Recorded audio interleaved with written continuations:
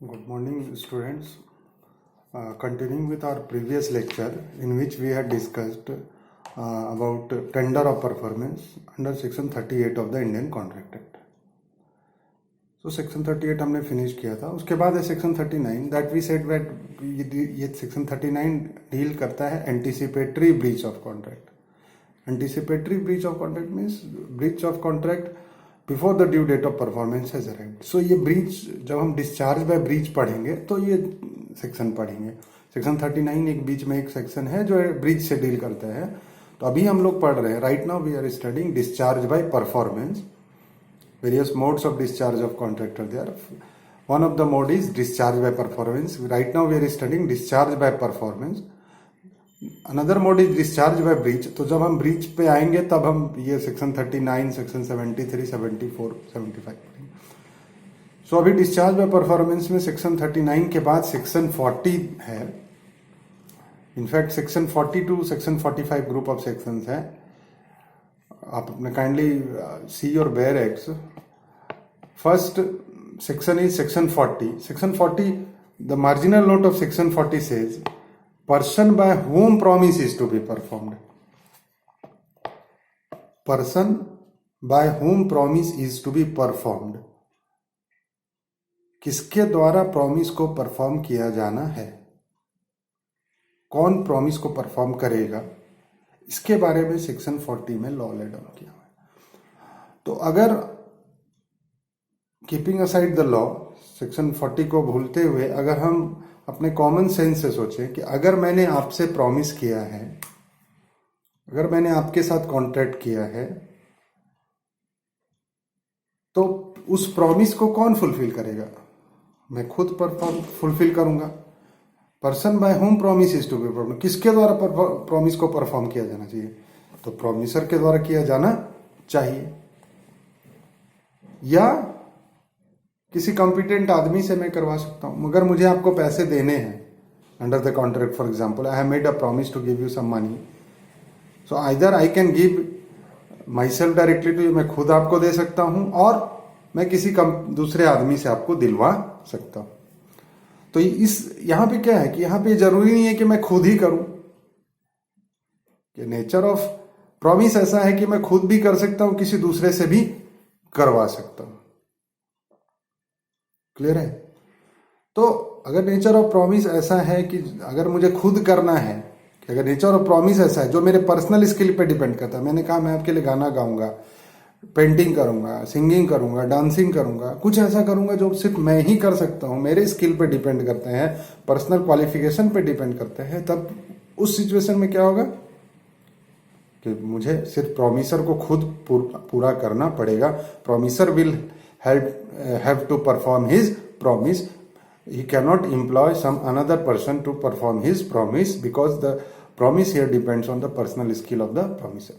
But in other circumstances, in other situation, जहां पे personal skill की बात नहीं है, पर्सनल परफॉर्मेंस की बात नहीं है, तो मैं खुद कर सकता हूं या किसी और से भी करवा सकता हूं. कि अगर मैंने आपसे कॉन्ट्रैक्ट किया कि मैं आपको एक घर बना के दूंगा, एक घर बना के दूंगा, तो इसके लिए क्या करूंगा? मैं खुद घर नहीं बनाऊंगा, या मैं भी बना सकता हूं, या मैं कॉम्पिटेंट आदमी एम्प्लॉय कर सकता हूं, अपॉइंट कर सकता हूं, कि जो लोग इस फील्ड में एक्सपर्ट हैं वो लोग घर बनाएंगे और मैं आपको दूंगा. तो या तो मैं खुद उसको कर सकता हूं, या किसी कॉम्पिटेंट आदमी को एम्प्लॉय कर सकता हूं जो कि उस काम को करने के लिए सक्षम है. ये हमारा कॉमन सेंस कहता है कि ऐसा होना चाहिए कि किसको प्रॉमिस परफॉर्म करना चाहिए. जो सेक्शन 40 का हेडिंग है मार्जिनल नोट कहता है person by whom promise is to be performed.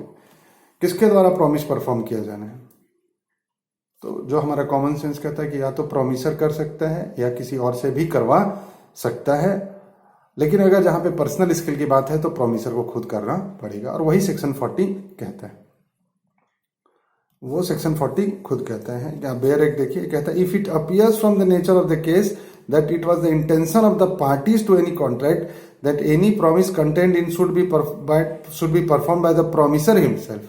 कि पार्टीज का इंटेंशन था कि जो उसमें जो नेचर ऑफ प्रॉमिस है वो प्रॉमिसर खुद पूरा करेगा, तब such promise must be perform by the promisor, कि उसको फिर प्रोमिसर को ही उसको पूरा करना पड़ेगा।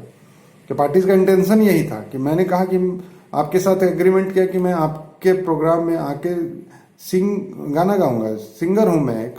If the promisor is a singer and he promises to sing a song in your function, then he must perform himself. वो अपने लीगल रिप्रेजेंटेटिव या किसी दूसरे आदमी को अपॉइंट नहीं कर सकता है, क्योंकि प्रोमिसी ने आपको हायर किया है, आपके साथ कॉन्ट्रैक्ट किया है because of your personal skill.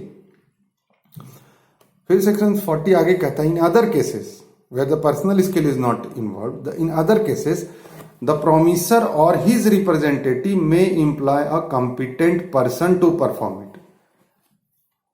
In other cases where personal skill is not involve, general contract है कि पैसे देने हैं तो मैं खुद कर सकता हूं और मैं किसी और कॉम्पिटेंट पर्सन से वो कॉन्ट्रैक्ट फुलफिल करवा सकता हूं। तो यही सेक्शन 40 है। सेक्शन 40 कहता है कि प्रोमिसर को खुद पूरा करना पड़ेगा। इसको हमको सेक्शन 37 के साथ पढ़ना पड़ेगा। This 40 section 40 has to be read with section 37। In section 37 we had read in the previous videos, if you see, in section 37 says that promises binds the representatives of the promiser in case of the death of the promiser before performance of the promise। वो चीज यहां पे भी apply होगा कि अगर मैंने आपके साथ कॉन्ट्रैक्ट किया है जिसको मैं किसी कॉम्पिटेंट आदमी से करवा सकता हूं या मेरे बदले कोई दूसरा भी कर सकता है, अगर उस प्रॉमिस को पूरा करने के पहले मैं मर जाता हूं, अगर promisor, if the promisor dies, then such promise may be perform by the promisor, by the legal representatives of the promisor. तो वो लीगल रिप्रेजेंटेटिव्स उस कॉन्ट्रैक्ट को पूरा करेंगे या उसके लीगल रिप्रेजेंटेटिव खुद पूरा नहीं करके किसी कॉम्पिटेंट, किसी सक्षम आदमी से उस कॉन्ट्रैक्ट को करवा सकते हैं। क्योंकि एक बार कॉन्ट्रेक्चुअल ऑब्लिगेशन अराइज हो गया, अगर वो पर्सनल नेचर का नहीं है तो वो प्रोमिसर के मरने के बावजूद उसके लीगल रिप्रेजेंटेटिव्स उस कॉन्ट्रैक्ट को पूरा करने के लिए बाउंड है।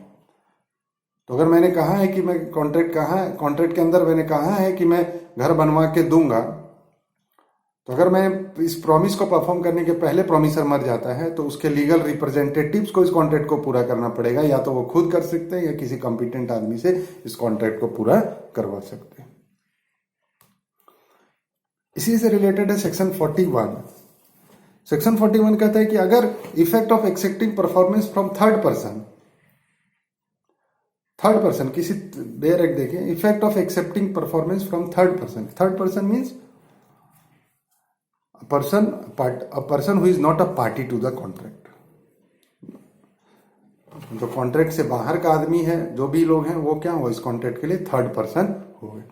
तो यहां पे कहता है effect of accepting performance from third person, किसी थर्ड पर्सन से आप परफॉर्मेंस एक्सेप्ट कर लेते हैं। तो मैंने कहा कि आपको पैसे दूंगा,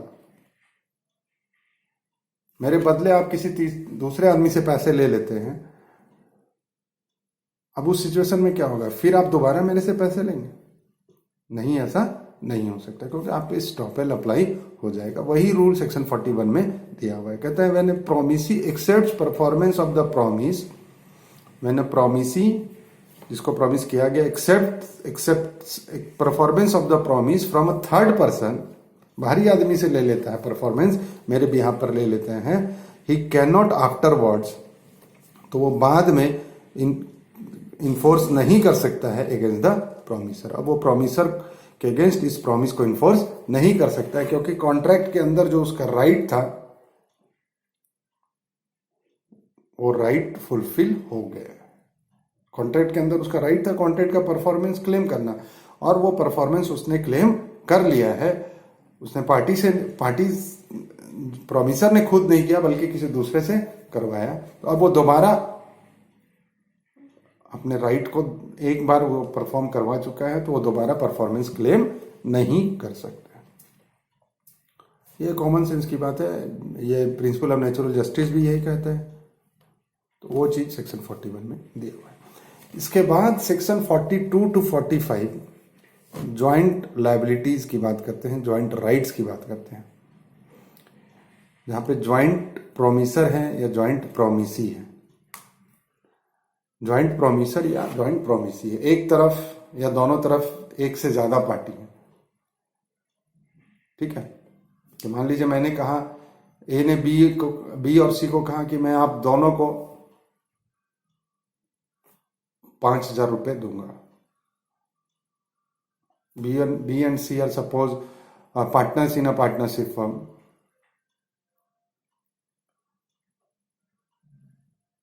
पार्टनर है पार्टनरशिप फर्म में, मैंने कहा कि मैं आप दोनों को पैसे दूंगा। या को ओनर हैं, ज्वाइंट ओनर हैं किसी प्रॉपर्टी के, उनसे मैं खरीद रहा हूँ, उन्होंने मुझे प्रॉमिस किया कि वो प्रॉपर्टी मुझे सेल करेंगे, तो वो दोनों क्या हो गए, ज्वाइंट प्रॉमिसर हो गए।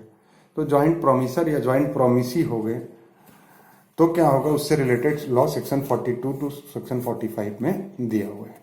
तो इसमें जो सेक्शन 42 से 45 तक ये ज्वाइंट प्रोमिसेस की बात करते हैं। The liabilities of the promisors is joint and several, सबकी लाइबिलिटी ज्वाइंट है और इंडिविजुअल भी है। तो इसमें पहला सेक्शन है सेक्शन 42। सेक्शन 42 कहता है devolution of joint liability. Devolution of joint liability, liability की बात है यहां पर कि अगर मान लीजिए दो प्रोमिसर हैं, suppose there are two promisers A and B and they jointly promise to pay the amount to C. There are two promisers A and B and they jointly promise to pay a certain sum of money to C. उन्होंने jointly promise किया कि हम C को कुछ पैसा देंगे। तो यहां पे क्या, दोनों की ज्वाइंट लायबिलिटी है, ज्वाइंटली दोनों ने प्रॉमिस किया, तो दोनों की लायबिलिटी ज्वाइंट है। अब ये सेक्शन 42 कहता है कि अगर ज्वाइंट प्रोमिसर्स हैं और उनमें से कोई एक promisor, if any one of the promisor dies before the performance of the promise, if any one of the joint promisor dies before the performance of the promise, then what will happen, क्या होगा। दोनों ने मिल के कहा कि हम लोग दोनों मिल करके आपको इतना अमाउंट पे करेंगे। A suppose A and B jointly promise to pay C a sum of 10,000 rupees and before giving the amount A dies, so what will happen. Our Indian law is given under section 42. First we'll see what does English law say. Under English law, if one of the joint promiser dies, if any one of the joint promiser dies, rights and liabilities devolve on surviving joint promisers. कि अगर दो में से कोई एक मर गया,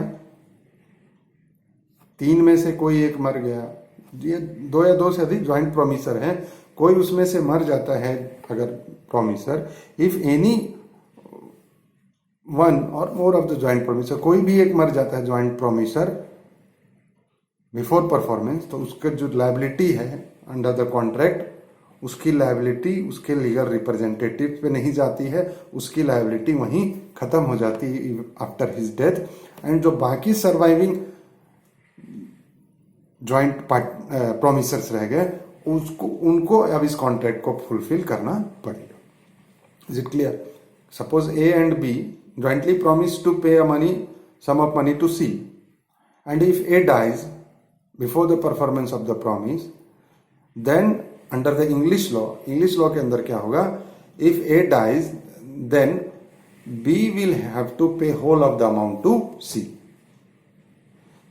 B के ऊपर सारी लायबिलिटी आ जाएगी। A is released after his death, A is released after his death, उसके लीगल रिप्रेजेंटेटिव्स की लायबिलिटी नहीं आएगी। This is the law under English law, but Indian law is slightly different under section 42. Indian law says if any one of the joint promisor dies before performance of the promise, कोई भी joint promisor मर जाता है अपने promise को fulfil करने के पहले, तो उसकी लायबिलिटी खत्म नहीं हो जाती। जैसा कि हम लोगों ने सेक्शन 37 में पढ़ा, वो सेक्शन 37 यहां पर अप्लाई होगा कि एक ज्वाइंट प्रोमिसर मर जाता है before performance of the promise, then his liabilities devolve upon his legal representatives, उसके जगह उसके लीगल रिप्रेजेंटेटिव्स आ जाएंगे। तो एक ज्वाइंट प्रोमिसर एक मर जाता है, suppose if any one of the joint promisor dies, there are two joint promisors A and B, if A dies then the liability will be of B as well as legal representatives of A. Means A will be substituted by his legal representatives, and legal representative of A plus B, both of them will have to jointly fulfill the promise. And in section 42 further says, फिर कहता है कि अगर suppose B भी मर जाता है, if the second or the last surviving joint partner promiser dies, कि जो आखिरी इस तरह करके सारे ज्वाइंट प्रोमिसर रिप्लेस होते जाएंगे। अगर मान लीजिए 3 ज्वाइंट प्रोमिसर हैं ए बी सी सपोज, तो if A dies then his legal representative will come, if B dies, if A dies his legal representative along with B and C will perform the promise. If B also dies, then legal representative of A, legal representative of B plus C will perform the promise. And if the last surviving promiser dies, even if suppose C also dies, all the joint promisers have died before performance of the promise, then legal representatives of all the joint promisers, legal representative of A plus legal representative of B plus legal representative of C, all the legal representatives of the joint promisers, they will have to fulfill the contractual obligation, and therefore the marginal note of this section 40 says devolution of joint liabilities. Devolution means you can say a kind of succession of joint liabilities. joint liability का क्या होगा, तो कहते हैं एक मर जाता है तो उसके जगह उसका लीगल रिप्रेजेंटेटिव आ जाएगा, दूसरा मर जाता है तो उसकी जगह उसका लीगल रिप्रेजेंटेटिव, जितने मरेंगे सबका लीगल रिप्रेजेंटेटिव उसकी जगह आते जाएंगे, उसकी लायबिलिटी खत्म नहीं हो जाएगी अनलेस अ कंट्रेरी इंटेंशन। अगर पार्टीज ने कुछ एक्सप्रेसली एग्री उल्टा किया है तो वो फॉलो होगा। अगर उन्होंने एग्री किया है कि नहीं कोई एक पार्टनर ज्वाइंट प्रोमिसर मर जाएगा तो उसकी लायबिलिटी खत्म हो जाएगी, कोई उसकी जगह नहीं आएगा, तो फिर वैसा फॉलो होगा। या ऐसा एग्रीमेंट है जो कि पर्सनल स्किल पर डिपेंड करता है, यहाँ पे पर्सनल परफॉर्मेंस की बात है कि जो तीनों ने ज्वाइंट प्रॉमिस किया कि हम लोग तीनों मिल करके एक ड्राइंग बनाएंगे, एक पेंटिंग बनाएंगे, एक डांस परफॉर्मेंस देंगे, तो उसमें से कोई एक मर जाता है तो वो कॉन्ट्रैक्ट एंड हो जाएगा। लेकिन अगर कुछ ऐसा नहीं है, कुछ कंट्री इंटेंशन क्लियर नहीं है पार्टीज का, या कॉन्ट्रैक्ट में कुछ ऐसा इसके अगेंस्ट नहीं लिखा हुआ है, तो जनरल रूल यही कहता है जो कि सेक्शन 42 कहता है कि जब तक पार्टीज जिंदा हैं, प्रोमिसर जिंदा हैं, वो उस ज्वाइंट प्रॉमिस को खुद फुलफिल करेंगे। अगर उसमें से कोई एक मर जाता है ज्वाइंट प्रोमिसर तो उसकी जगह उसका लीगल रिप्रेजेंटेटिव रिप्लेस हो जाएगा और वो बाकी जिंदा बचे हुए ज्वाइंट प्रोमिसर्स के साथ उस प्रॉमिस को फुलफिल करेगा, वो उसका ऑब्लिगेशन है। उसी तरह दूसरा ज्वाइंट प्रोमिसर मर जाता है परफॉर्मेंस के पहले तो उसकी जगह उसका लीगल रिप्रेजेंटेटिव रिप्लेस हो जाएगा। तो इस तरह डिवोल्यूशन होता जाएगा, सक्सेशन होता जाएगा। इसीलिए लास्ट में कहता है and after the death of the last survivor, कि मान लीजिए लास्ट आखिरी जो ज्वाइंट प्रोमिसर जो जिंदा है वो भी मर जाता है, तो कहता है the representatives of all joint promisor, सारे जो रिप्रेजेंटेटिव अगर मर गए तो सबके representatives jointly must fulfil the promise, they must fulfil the promise, they can not deny their liability as we have seen under section 37 also. So उन सबको मिलकर के अपने प्रॉमिस को पूरा करना पड़ेगा। So this is the crux of section 42, that even if one of the joint promiser die, कोई एक joint promiser मर भी जाता है तो उसकी लायबिलिटी खत्म नहीं हो जाती है, उसकी जगह उसके लीगल रिप्रेजेंटेटिव रिप्लेस होकर बाकी ज्वाइंट प्रोमिसर के साथ लायबिलिटी को फुलफिल करेगा। इसीलिए कहा गया कि their liability is in the case of joint promise, in the case of joint promise the liability of the promisors is joint, सबकी ज्वाइंट है और सेवरल है। इससे रिलेटेड लॉ और सेक्शन 43, 44, 45 में दिया हुआ है, इसको हम लोग पढ़ेंगे तो और क्लियर होता जाएगा। Clear. So the next section is section 43. Section 43 we will discuss in the next video. Thank you.